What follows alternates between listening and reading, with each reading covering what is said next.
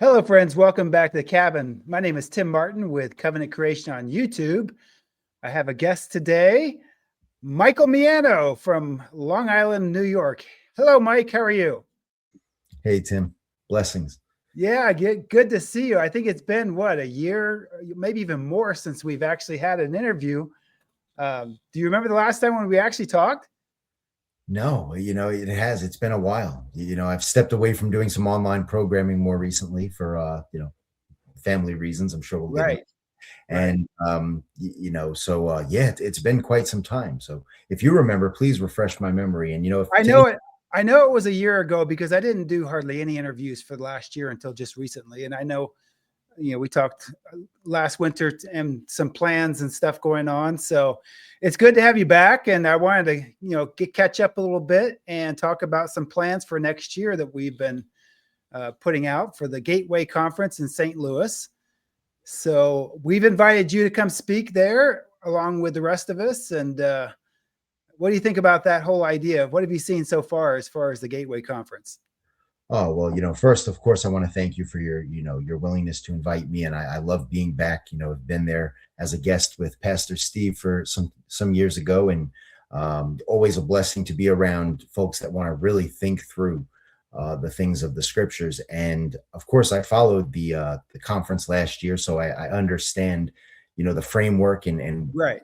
building up the narrative, if you will, right? Starting with Genesis and moving in on the prophets, and who among us, especially our ilk of preterists, wouldn't agree of how important it is to lean in on understanding the prophet. So again, I'm excited. I know I'm very appreciative to be with such a great lineup of speakers. I mean, Dr. Don K. Preston, Dr. William Bell, Right.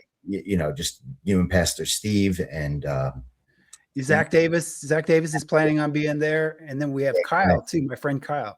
I mean, yeah, look at these guys. I've followed both of their ministries, and learned from both of them, and have really just been so encouraged by new minds and new thought coming in to help us renew our minds, which Scripture tells us is our spiritual act of worship. So I thank God for each of these men and what they've afforded us, the privilege to learn and lean in on the Scriptures a bit more.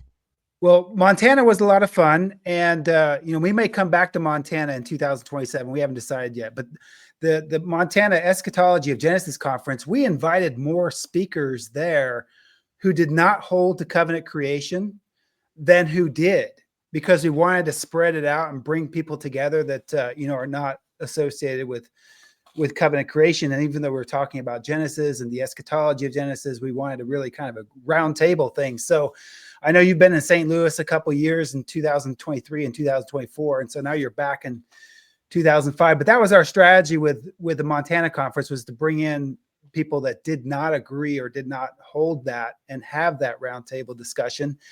So, if we do it again in 2027, we'll, it'll be a whole different setup and different topic and everything. But we've got your interview now, and that's 3 of our speakers. So I'm halfway. And my plan is to speak to all of the speakers in preparation and publicizing the conference. So with 3 down, I've got 3 to go. So we have Zach Davis still to go. We have Don Preston still to go. And my friend Kyle still to go. And I can say also, I've got some other interviews lined up too. I've got Jack Scott probably in January. Jack Scott will come on and speak about some history of full preterism with his days with Max King as well. So pretty good lineup coming up. And I like doing this in the wintertime, our winter season. So, but let's go ahead and get into it. What's your background? If we have new people coming in, this whole Covenant Creation YouTube channel and stuff, what's your background? How did you get into preterism to start with? And I appreciate the outline you had sent me. And the good thing is that my coming into preterism and my gaining an understanding of covenant creation, or even the book Beyond Creation Science, kind of happened simultaneous with one another. So kind of leaning in on my story would be, big part of my testimony is wanting to be sure about the things I'm believing, the life I'm leading, and I say that because it affected when I became a Christian, when I began to truly be discipled by the truth of Jesus Christ. It put me on this track to want to make sure that I knew what I knew, because I wanted to share it with other people. That was really the idea, right? We're blessed with an understanding so that we could bless other people. So right in on my journey with Christ, I wanted to study and I wanted to know what I'm talking about, whether it was the resurrection of Jesus Christ, whether it was the fact that Jesus was coming and we needed to get ready to move to the mountains. And, I remember those stories. yeah, I was serious about it, and you've seen the Facebook pictures, the Facebook, the YouTube videos of just having fun, as I began internships, and I think most folks know my background testimony, which I really wanted to just know that I wasn't falling into the same gamut I did as a kid, where, I fell into lies and I fell into Right. a false narrative, if you will. So now my journey in Christ has really been wanting to make sure that the narrative makes sense, that, I'm examining myself, which is a big part of our worship, according to the Apostle Paul and Scripture. So that being said, I would go out and I would talk to people about the end times and, really ask people what they thought about, the mark of the beast and how this was going to make sense in the days ahead. Because we all believe that, this is ahead of us. And I do remember, my first initial interaction with someone, or the idea of preterism was I sat with a Southern Baptist preacher and I said to him, my whole spiel about getting ready to move to the mountains. And I had I have a really good outline. I still have it to this day, and, I talked to him about it and he said to me, what would you say to a preterist? And I had never heard the term, and again, here I was in internships, going through online seminary education, gaining, the general education that an average Christian, even some that are put into ministry positions are gaining. So yet I had never run into the term. And it's not that it wasn't mentioned. It's not that it wasn't somewhere in one of the, books I had read or a class I had heard. It's just, let's face it, what crazy people believe that. And that was exactly my reaction when this preacher said to me, what would you say to a preterist? And I said, what is that? And he said, they believe that Jesus came in the first century. And I I'm sure I was like, why would I stay in that conversation? This would be silly. And I remember him smiling. And by the way, this man to this day is not a full preterist, and he's a part of the mainline partial preterist community. Sure. And I remember him sitting there with just a sly smile, right? Like, oh man, this young man has a lot to learn. And it's interesting because this was back in 2010. And I think, when you really take a step back and you look at the world, it looks like there was something going on, right? In the theological community. You know this better than I do. I know I'm familiar with your story. And, I've heard you talk with Dr. William Bell and men that, we're running this race. So I didn't know that, looking back now, I'm able to learn. And I'm like, wow, look at how was that work? I remember you went straight to debating. Don't you have some debates and stuff? Like straight out of the gate, what you So, again, kind of right in line with that narrative of really wanting to be sure about what I'm believing. Right. And so when I bumped into my first full preterist, I was, wait a minute, I heard something like this, but what nut would believe this? And, we went to examining the scriptures right away, right? Time texts. And I'd seen the time text before, but again, like so many other people that have stumbled into preterism or have come in kicking and screaming, if you will, I didn't really need to make sense of them. This generation, the generation that's alive when, Christ comes. So when I finally, it took me a bit, I challenged now I guess that's why I got launched into debates, because I was an active intern at the time that I became a full preterist. So it was a natural debate right there, right? I have to go to work. I have to deal with other interns. And I wasn't exactly I've never been quiet. So I'm going to talk about what I'm thinking about. I'm going to share my thoughts and my feelings. So my first debate, which again wasn't public, was with my pastor at the time, which was the young adult pastor of a larger Assemblies of God congregation. And I was already known as the post-trib guy. I was already known as the guy that wanted to be here for the rapture, after the rapture, et cetera. So now here I came with full preterism, and they weren't willing to really listen, and it kind of lost me some opportunities. And again, I could go on and on about that. Sure. You grow, you mature, you do things differently, and I'm sure actually that may come up in our discussion as we talk about doing theology, talking about the prophets, entering in on the biblical narrative. I think that applies not only in a lifestyle way, but also in our theology. So, speaking to what you mentioned about the debates, right away, I was kind of dragged in on debating Sam Frost. That was my first public debate. And all I had known was, him and Jason Bradfield at the time on the Reign of Christ, I believe it was. Those were the days. Yeah, and that was kind of the world of arguing on Facebook, and it was far cooler then. I have to admit, it seemed like, at least it seemed that way. These days, it just seems like a drag sometimes. Yeah, sure. But you have something in common with us, because our very first formal debate after Beyond Creation Science, our book, came out in 2007. In 2008, it was a debate with Sam Frost. That's wild. So you followed right up on that. He's always sticking his neck out anyway. I think he had a debate more recently. And again, I think he was willing to challenge this, and we were willing to kind of step up. And, I know that a lot of Sam's conundrums, if you will, with full preterism have to do with his not being willing to even challenge himself, examine his understanding of the beginning of the Bible and how it works as a grand scheme narrative. And so it makes sense that would be our. We never expected Sam Frost, the full preterist, to debate us on Genesis issues in our book with covenant creation.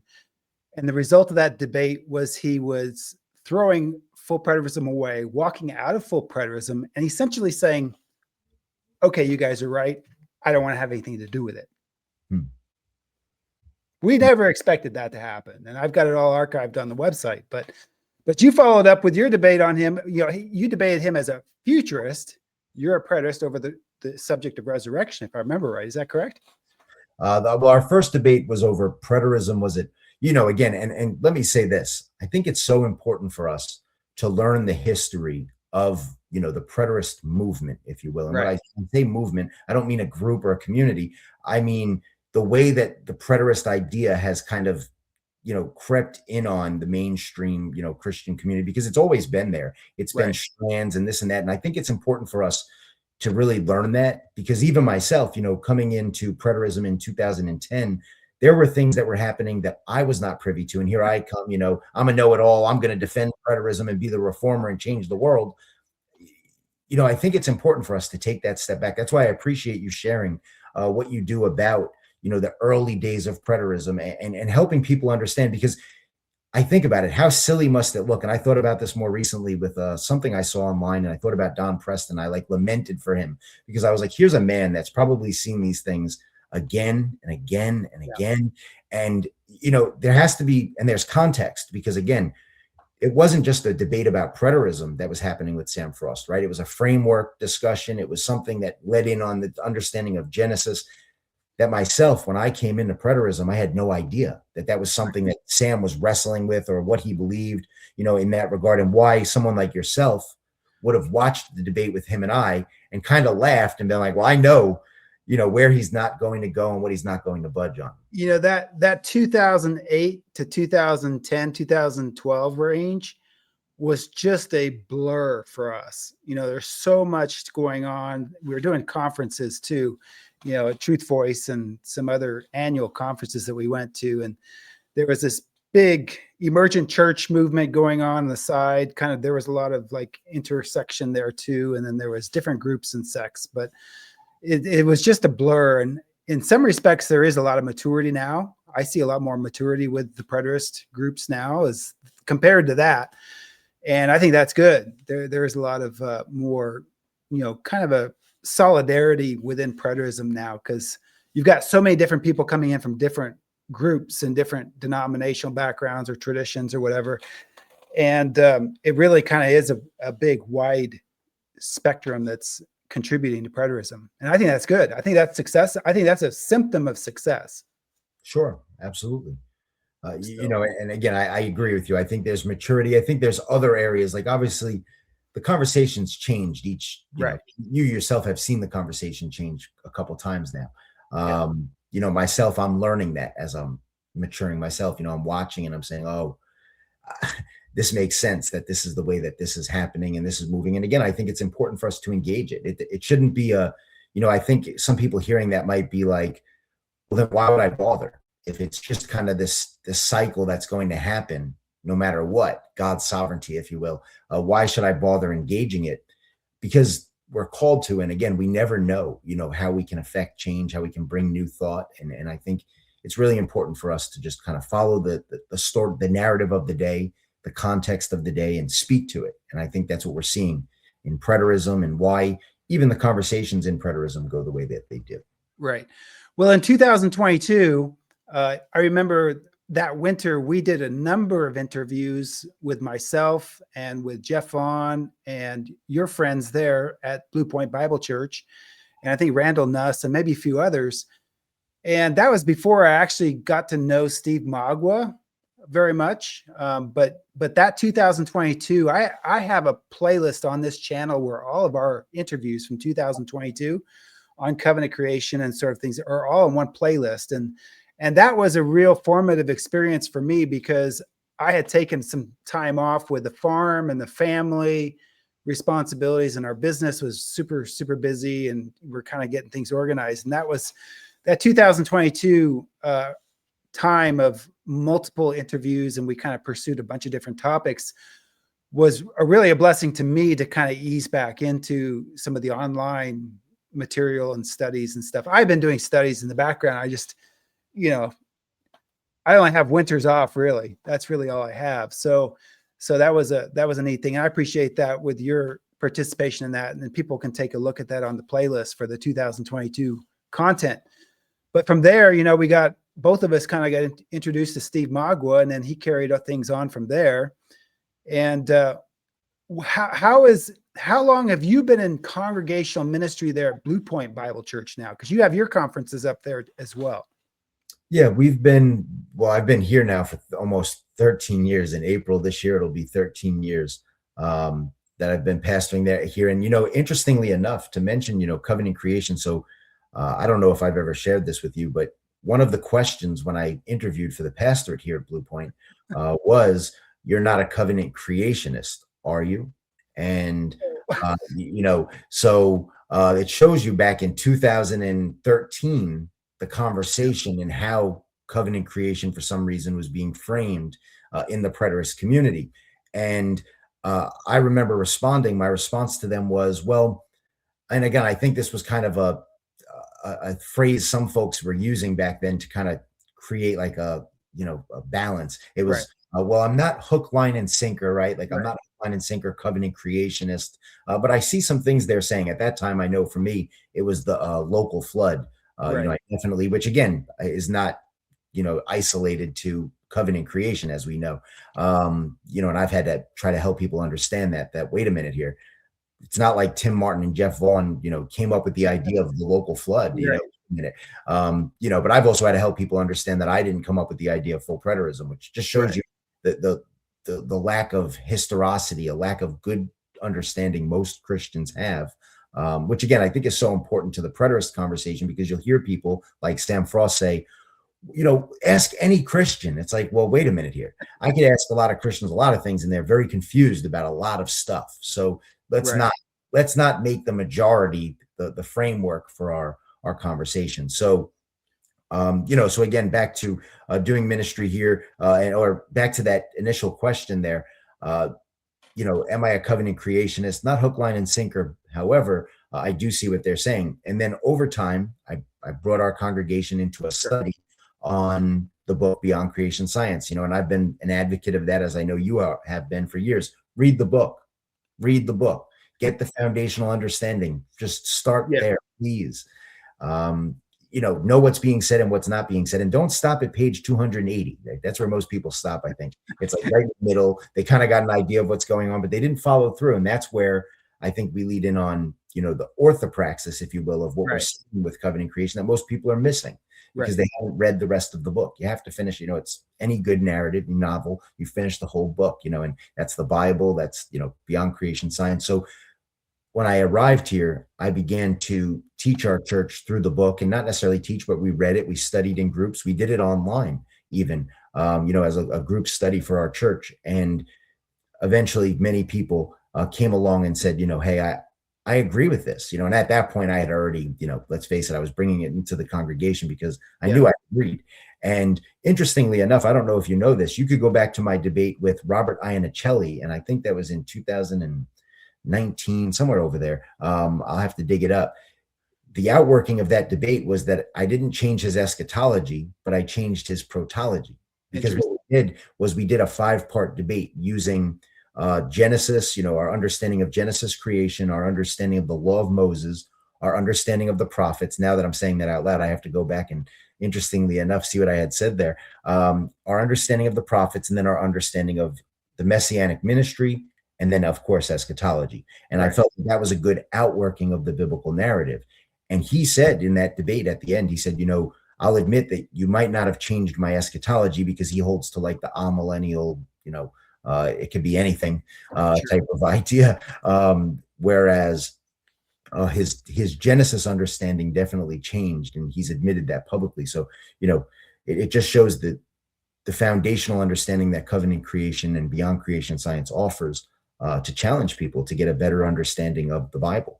And my studies since we put out the book in 2007 has relied on a lot of scholarship out there that has got common ground. And like you mentioned, I'm a millennialist, and one of the most productive authors that I read that brings ideas and concepts that I see as covenant creation concepts is G.K. Beale. And G.K. Beale has that amillennial temple cosmology, temple eschatology, which is futurist, but he sees these threads of redemptive history and the Adam narrative being the beginning of people of God and stuff. So I have learned an awful lot from those kinds of authors, and there's numerous authors that have really benefited us in the last few years. Absolutely. I've read G.K. Beale, at your, beckoning there. I've read a lot of authors that you've recommended, and when you read them, you're like, amen, you get it. You got it. Okay, that's great. So yes, absolutely. That's, I think, what's the other name? No, who's Jim Jordan. Well, there's James Jordan, there's John Walton. There's a bunch of them. Peter Leithart's actually really good on some of this stuff as well. So yeah, there's a lot of stuff. You have to kind of like sift through the futurism, obviously, and kind of deal with that. But sometimes you wonder why they are futurists, if they've even like entertained the thought that, hey, this fulfillment stuff goes further than you think. But that's fine. We'll take what they offer and go from there. So I'm glad you mentioned, if I may jump in there, and I'm glad you mentioned Peter Leithart, because Peter Leithart will have a lot to do with my presentation, believe it or not, that I'll be offering. I'm going to be talking about the church and the prophets. Right. And, if you talk about a man that gets it, you mentioned the book, you recommended that book, Between Beast and Babel. And, you read that book and you really see what he believes about the church. This is a man that gets it, and he's bringing it back to the prophetic picture in the old covenant of who the people of God were called to be, essentially called, and what the prophetic picture was for them to be. So that book has actually been, formative and encouraging. Again, you read it and you're like, he gets it. And, and that was such a great book for me. And even more recently, I did an interview and I talked about defending Constantine, which I haven't read yet, but I've read enough about it to know the point of the book. And I will read it because I like what he's getting at. I definitely agree with the picture that he's painting. And, but anyway, I want to mention in that interview, they said, Peter Leithart, that has to be a fake name. It has to be sort of a pseudonym. What every Christian wants the name Leithart, right? That's what we're called to have. And I thought that was just a funny mention there about Peter Leithart. But again, I will be, using a lot of his ideas about who the church is and what the church is. And again, I believe he comes from a Catholic framework. Well, he's more like a reformed, like an ecumenicist. So he interacts with a lot of Roman Catholic stuff. I think him and Scott Hahn are really good friends. I see a lot of there's just a wide, with Theo Paulus as his group, there's a wide group of scholars and kind of lay teachers that do the cultural stuff. And that's what I loved about Between Beast and Babel. That one hit me really hard because of the political analysis that he gave. That's the first book that I've ever read that starts with a fulfilled premise for political theory.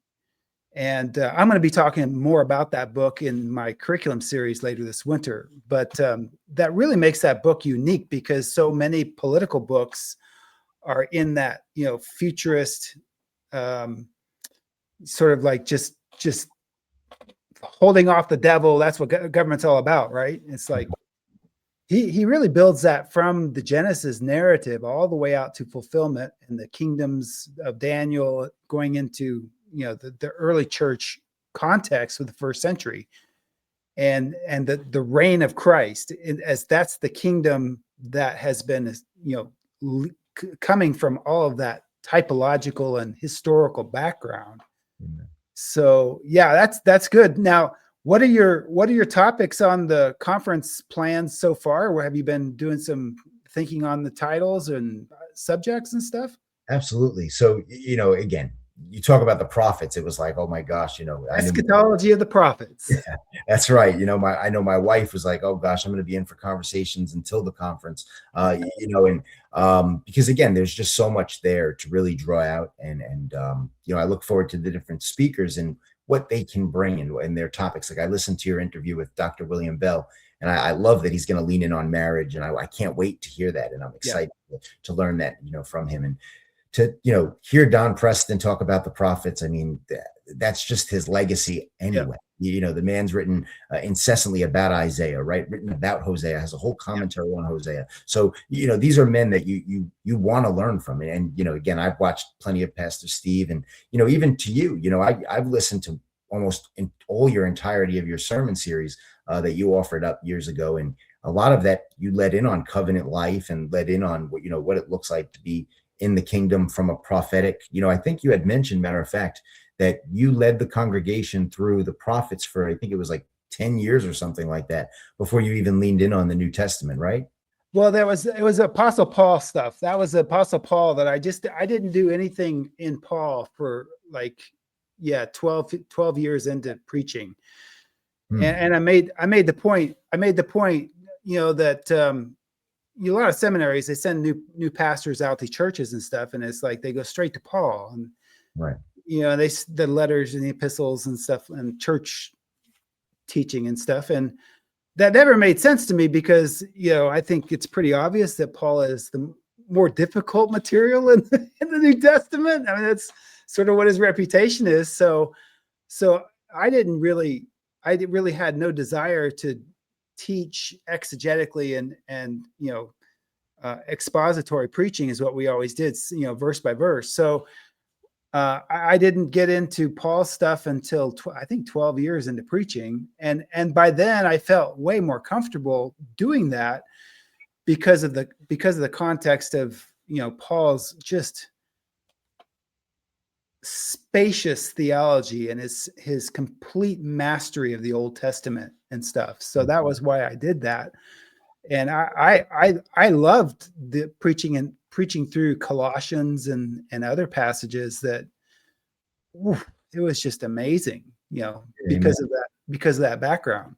Oh, absolutely. And again, I think, I say that because you were influential to me. That was basically, I was a young guy learning from you and learning that is the right idea, right? Gain that narrative of the understanding of the prophets, the Old Testament, and then allow that to inform what I'm reading in the New Testament. And so, I was excited to, I'm excited to learn from each of you and continue to learn from each of you. But now to mention what I'm going to be speaking about, what I did was I went ahead and I put together a kind of a 60-day outline of going through the prophets. And I didn't stick to it the way I had wanted to. Let's face it, at the end of the year, I have a baby on the way. It's been, life didn't work out the way I thought it would. But I did put together, and I'm going to stick to it next year. I look forward to the first, let's say, 90 days of the year, where you go through one of the prophets every day, right? About 3 chapters or 4 or 5 chapters, maybe a day. And you really just take it in. And I look forward to doing that. I might encourage other people to do it. The chart is available online. I can make it available to everyone. But so as I was doing that one day and kind of just generally searching myself, looking at my understanding of the narrative of the Old Testament, of the prophets particularly, 2 topics came to mind. And of course, the first one would be the change, right? The change in 1 Corinthians 15. That change comes from the prophets. That's where we need to, we need to lean in on what Hebrews is talking about the time of Reformation, about the Apostle Peter in Acts 3 talks about the time of restoration that was spoken of through the prophets. Okay, well then let's find out what that looks like. What was the change that was anticipated as painted by the prophets? Nice. And, so I want to obviously exegete 1 Corinthians 15 in light of what the eschatology was in the prophets. And, much of my learning, again, it would be remiss for me not to say that much of my learning has come from, all of you men and the narrative that you've helped me build up in that regard and what the scriptures say. Like that's really just what, that's what's there in that. And then my second presentation will be, which again, I think is the outworking of that, which is the church, the eternal purpose, the eternal reality of God as made known through the prophets. So both of these are eschatological realities as made known through the prophet, the change that would happen, and ultimately the reality of the eternal church, the purpose of the church, the eternal purpose of God.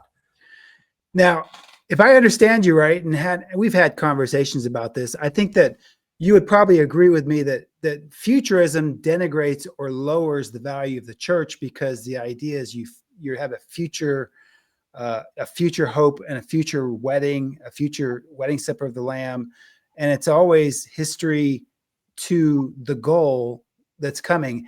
So there's not really like a context for the priority of the church in that in a lot of American futurism, for sure.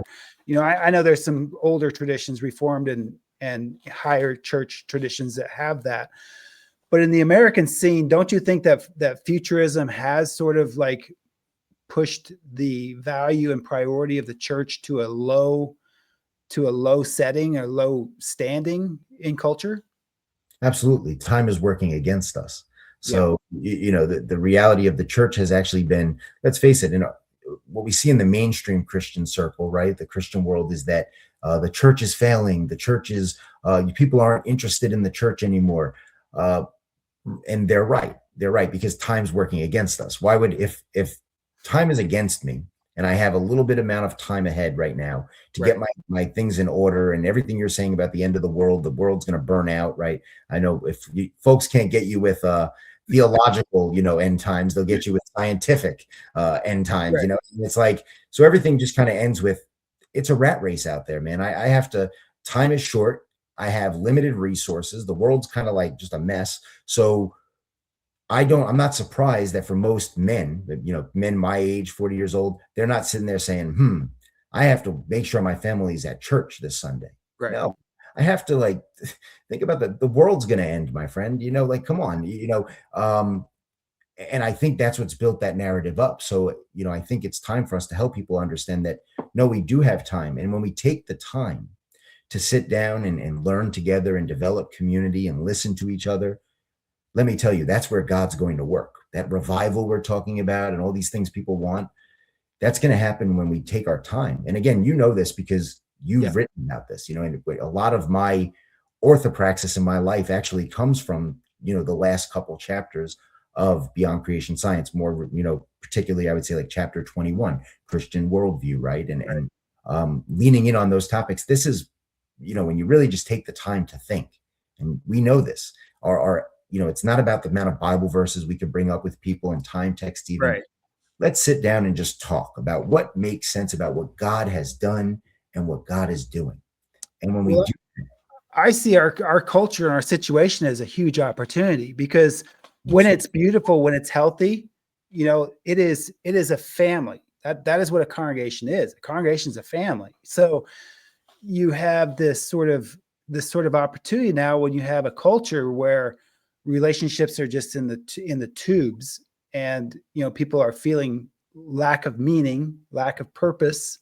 We have a huge opportunity to have healthy congregations that really are kingdom oriented in terms of service and ministry and priestly outworking of our faith. So I hope that we do have more congregations that form and function properly within the preterist movement, because it is such a contrast out there with when it doesn't work well or if it's not healthy, and it seems like it's such a downer.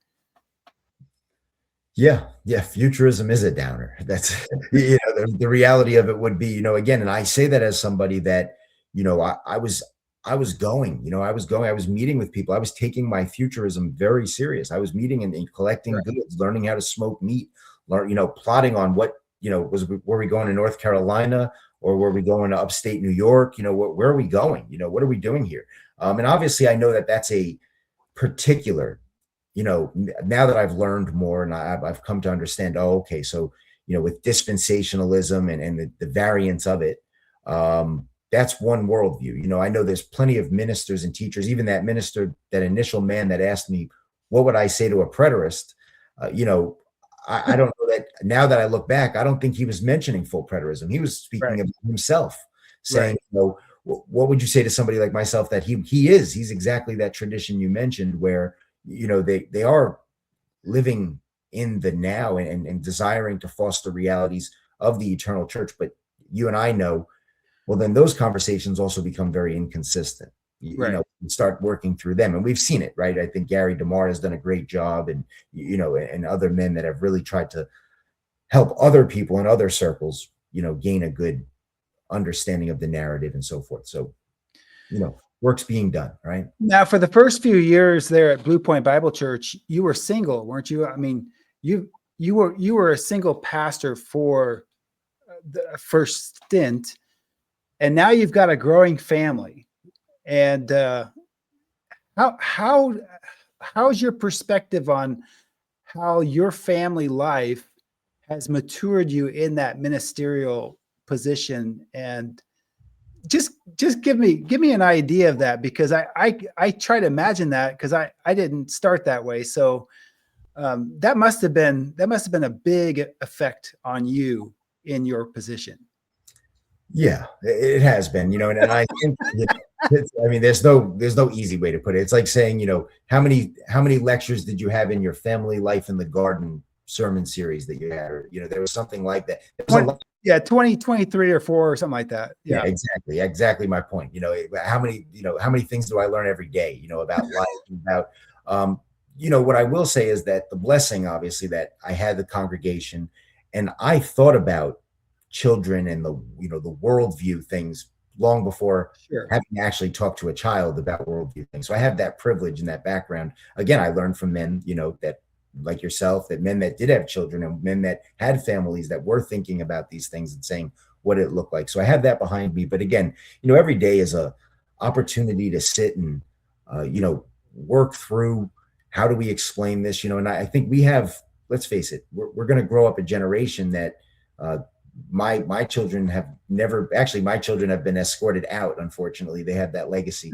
They've been escorted out of a futurist church, so, but they've never been to that, under that idea. My children will not grow up in a world where that's just, why would we believe that? Why, the way I think, I explain my theology, my eschatology, I kind of don't leave room for people to think that makes much sense, and, I think about how my children are going to grow up in that environment, how they're going to interact with other Christians. And I think what I've learned and what I appreciate about the larger conversation now happening in preterism is that we're starting to realize, well, wait a minute, there's people coming from, Pentecostal camps, coming from oneness Pentecostal camps, coming from Reformed, coming from Catholic, coming from, and all these different inroads, that it's going to cause us to be a bit more gracious and a bit more, taking a step back and saying, well, wait a minute, you're approaching this. I listened to the Burroughs of Berea, and earlier today, I actually have my coffee mug right now,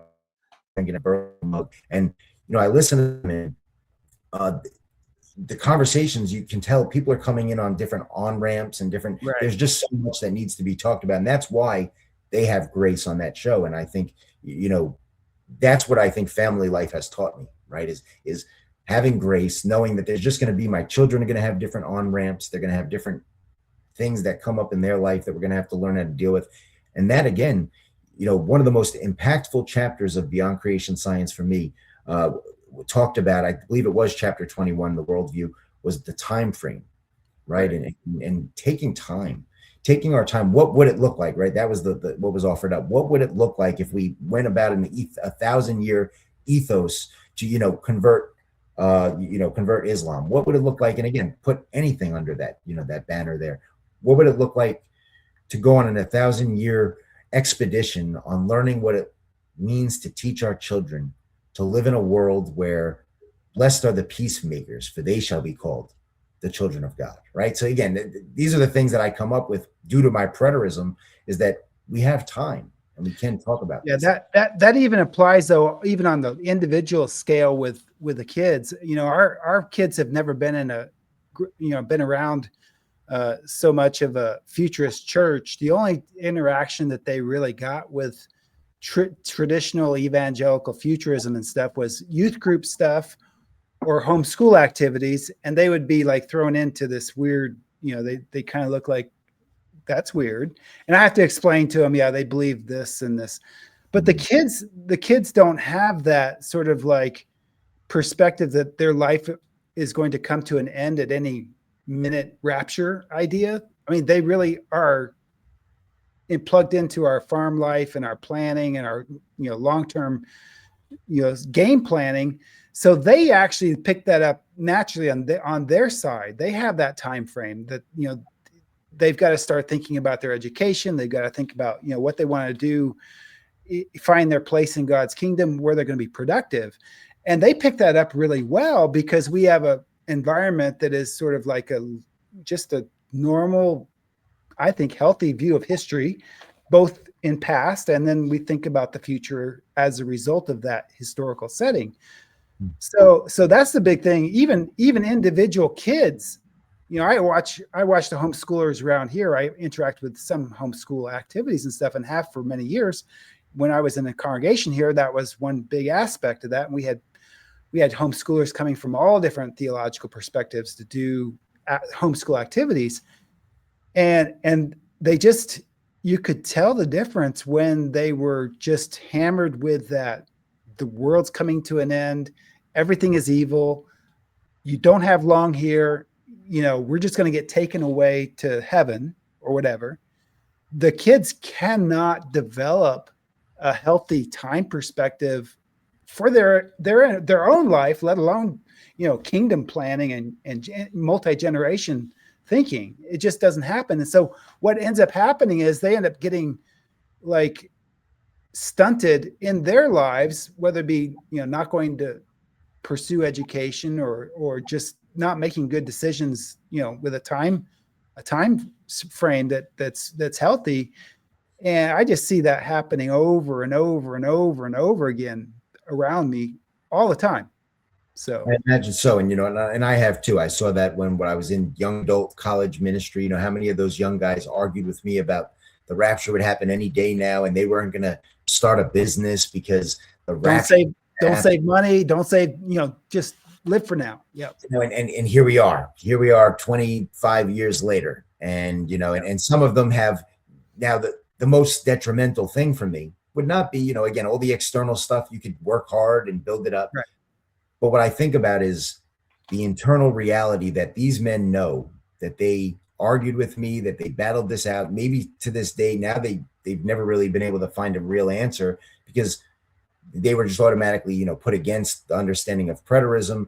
And again, now they're just kind of setting this, it must all be just kind of make believe, or I don't know where people go in that framework, but disillusionment is very common with kids that have grown up in the church around these parts, and I think that's across the country, because they just don't really, the teaching that they're taught isn't giving them anything that's about being productive in God's kingdom. Right.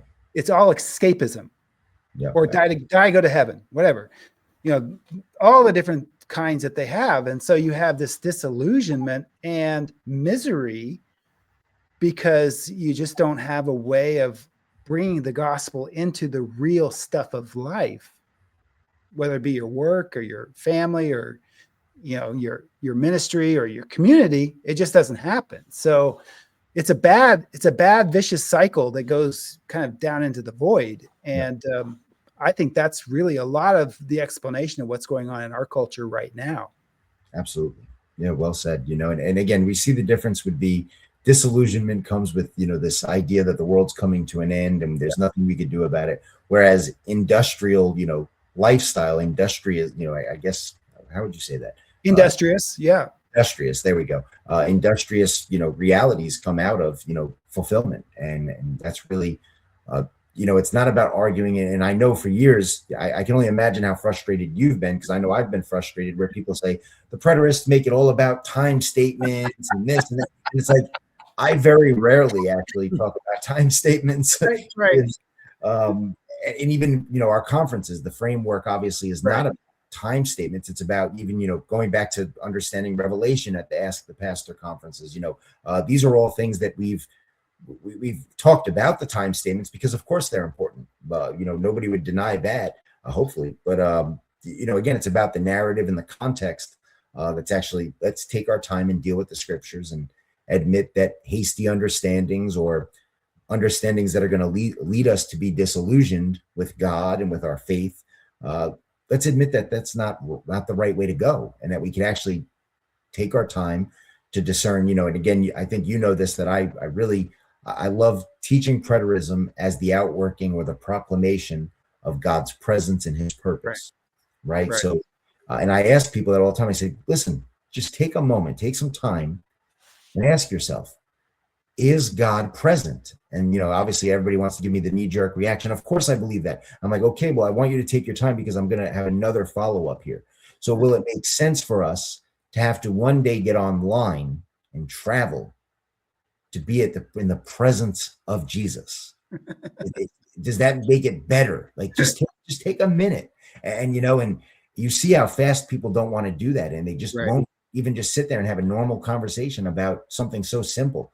And, and I say, okay, because that for me, I need a good explanation as to why it would be better for me at some point in time that I have to be physically present with Jesus rather than the understanding. And again, I do understand the difference in the New Testament as to, yes, Jesus, the Holy Spirit and Jesus were present with saints prior to the consummation of the kingdom in AD 70. But I also understand, and I imagine I'll be leaning in on that in my presentation, talking about the change.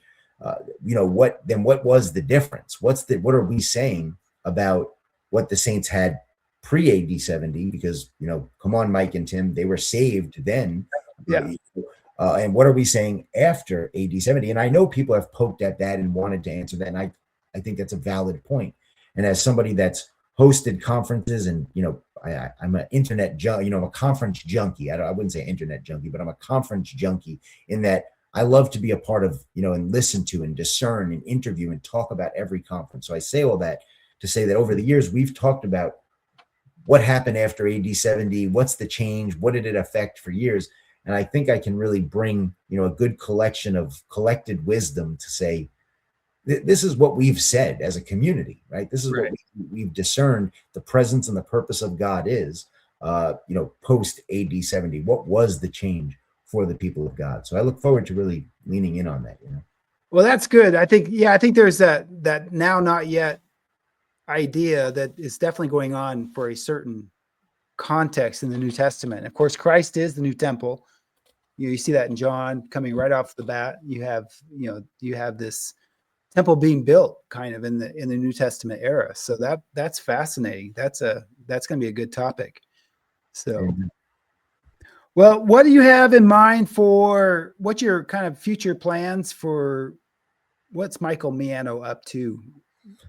Yeah. So, more recently, we actually, we've ended the chapter of the Power of Preterism Network.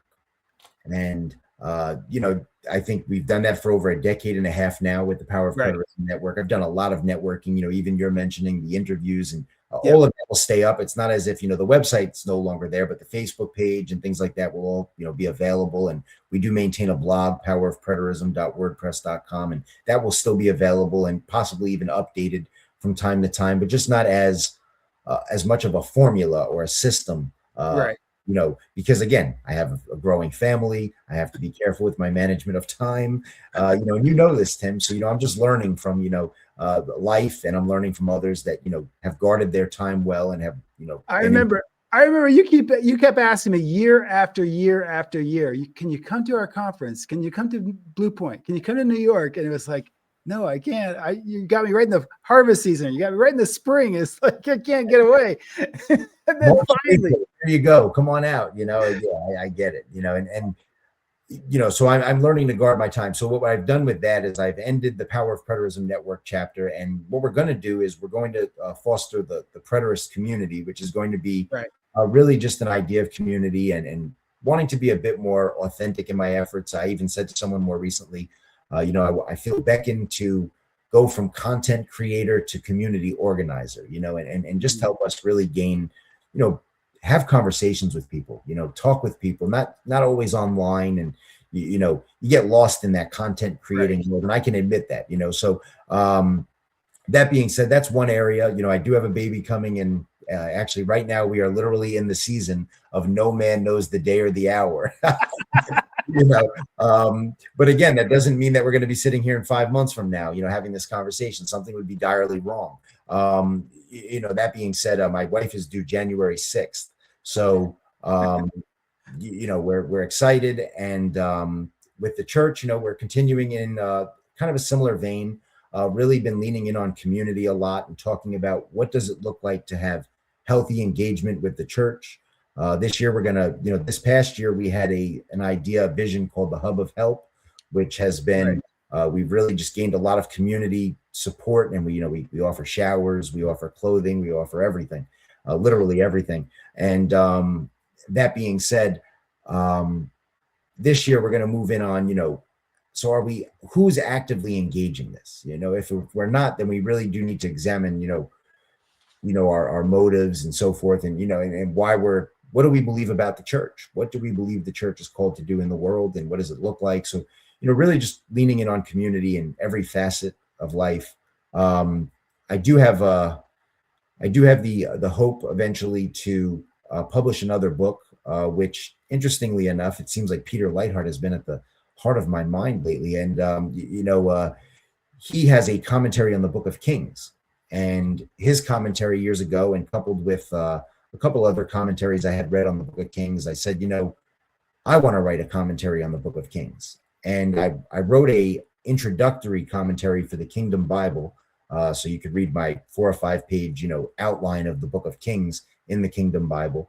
And then what I'm looking to do is a more devotional type of commentary where, namely, we are called to be kings and priests in the kingdom of God. And what does that look like? And what can we learn by, again, right in line with our topic, because Kings, believe it or not, most people don't know this, is a prophetic book. Exactly. So, that means that it speaks to the past. Yes, amen. But it also speaks to the future. And we are called to be kingdom kings. And I want to write a book kind of by that title. I think the subtitle might end up being On Earth as It Is in Heaven. And, so that's probably not this year, but you asked future, that might be 2028 for all I know. Well, tell people about your Wicked book, and I'll leave a link in all of this resource material in the show notes. And if anybody wants to pursue that, they can go from there. But you have Wicked. Absolutely. Why don't you explain that book, and then we'll go from there. Yeah, I appreciate you bringing up books, because that really seems to have been my heart as of the latter end of this year has been books and blogs. I think we're losing, our focus with a lot of, again, not to go against podcasts and video casts, et cetera. I think they're very necessary.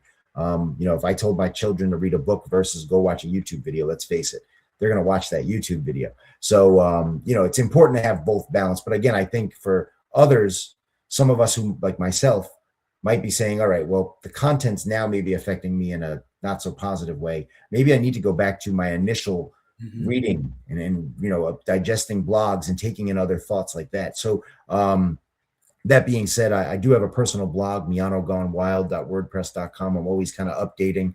Matter of fact, we talked about from Babel to Beast, or Beast to Babel. I always get the name wrong, but either way, I'm going to be writing my review in the next couple of days of that book. So you can look forward to that. Okay, very good.